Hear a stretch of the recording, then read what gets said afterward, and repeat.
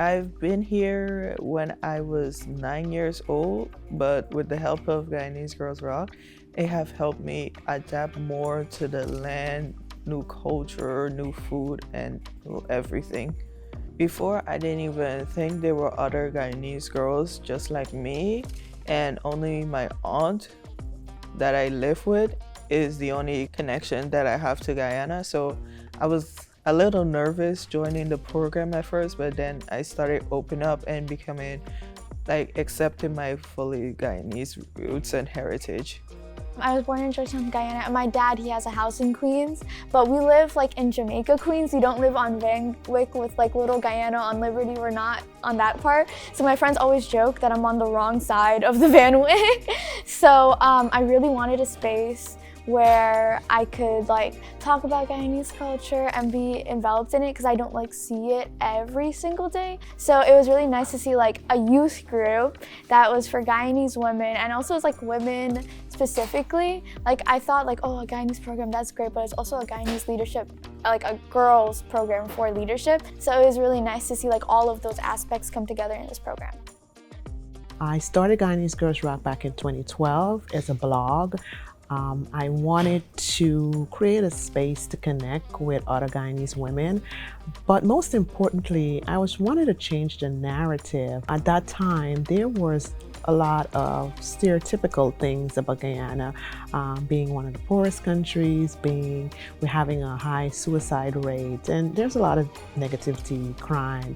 I wanted to share the positivity, and I thought, why don't I share that through our women?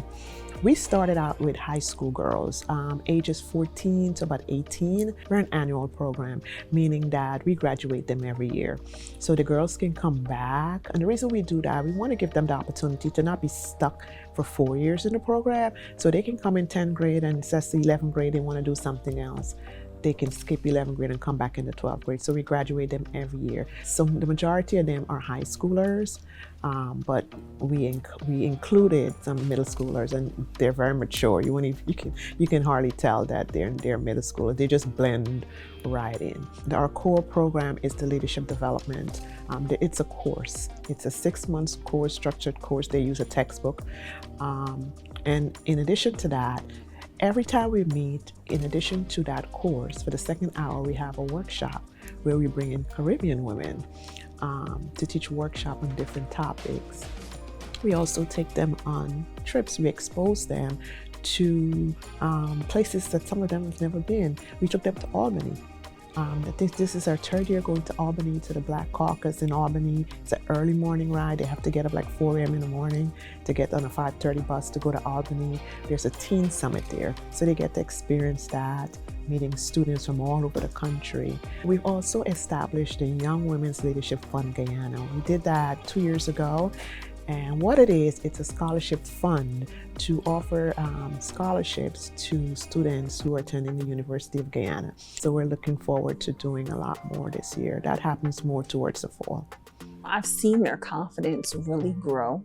I've also seen them tackle topics that they started off not knowing as much about, and then they really delve into the research and they're able to talk about it, putting together PowerPoint slides or using Canva, adding pictures, and really just being confident in how they're able to present to others. The first hour is always focused on leadership qualities, and then I talk about what those lessons are. So we have those topics pre-planned, and then we always have a book that we provide the girls with when they come in that we go throughout the spring. So we plan out those leadership workshops, and then we also plan out to have speakers as well come in for the second hour. It's always tied into Guyanese culture for the final project. Although the final projects have looked very different every year, this year particularly they had to pick something around Guyana. So we had topics around Guyanese fashion, Guyanese food. It makes me proud, it makes me feel empowered, and it's really a good opportunity to work with the next generation.